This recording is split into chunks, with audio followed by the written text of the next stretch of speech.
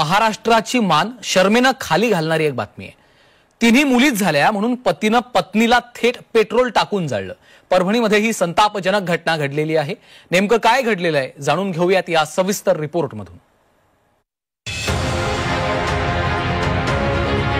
वंशाला दिवा दिला नाही म्हणून पत्नीलाच पेटवलं।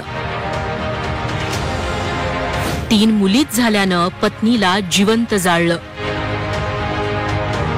परभणीतल्या घटनेनं माणुसकीला काळीमा। परभणीत माणुसकीला काळीमा फासणारी घटना घडली। वंशाला दिवा दिला नाही आणि तिसरी ही मुलगीच जन्माला घातली म्हणून पतीनं पत्नीला पेट्रोल टाकून जिवंत जाळलं।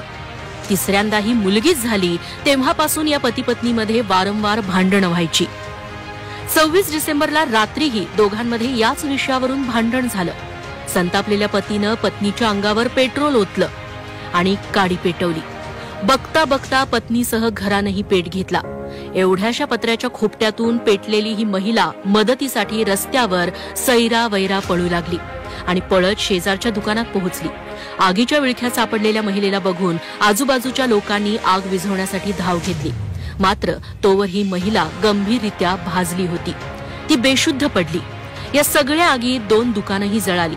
गंभीर भाजलेल्या महिलेला स्थानिकांनी तातडीनं रुग्णालयात नेलं। मात्र तोवर खूप उशीर झाला होता। तिनं 3 मुलींना अनाथ करून हे जग सोडलं होतं। फिर्यादीने नमूद केलेलं आहे की मयत महिलेस तिचा पती पुंडलिक काळे तिला 3 मुली झालेल्या असल्यामुळे त्या कारणावरून तो तिला त्यापूर्वीही कायम त्रास देत होता, शिवीगाळ करत होता, मारहाण करत होता। याच कारणातून याच मानसिकतेतून त्या दिवशीही त्याने तिला पेट्रोल टाकून पेटवून दिलेलं आहे आणि सदरची घटना तिने पाहिलेली आहे की त्यावेळेला तिची बहीण रोडवर ज्यावेळेला कपडे पेटवलेल्या अवस्थेत आली होती। मुलगा होत नव्हता, 3 मुली झाल्या म्हणून त्यानं मारून टाकलं। माझ्या बहिणीला असा दिवस रात्र त्रास द्यायचा।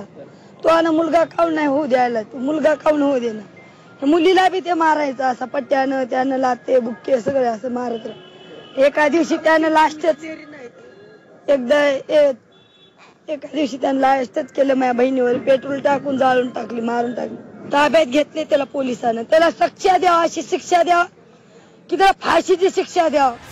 आज प्रत्येक क्षेत्रात महिला पुरुषाच्या खांद्याला खांदा लावून काम करतायत। मात्र काही कर्मदरिद्रींना वंशाचा दिवा म्हणून मुलगाच हवा असतो। या महाभागांना याचंही सामान्य ज्ञान नसतं की मुलगा किंवा मुलगी जन्माला घालणं हे स्त्रीच्या नाही तर पूर्णपणे पुरुषावर अवलंबून असतं। मात्र वंशाच्या दिव्याच्या हव्यासापोटी बाईलाच बळी जावं लागतं। काळ बदलला, कायदे आले तरी वंशाच्या दिव्याची हाव अजूनही अनेक महिलांची होळी करतेय। या बुरसटलेल्या मानसिकतेतून महाराष्ट्र कधी बाहेर पडणार आहे का? गजानन देशमुखसह ब्युरो रिपोर्ट, झी 24 तास, परभणी।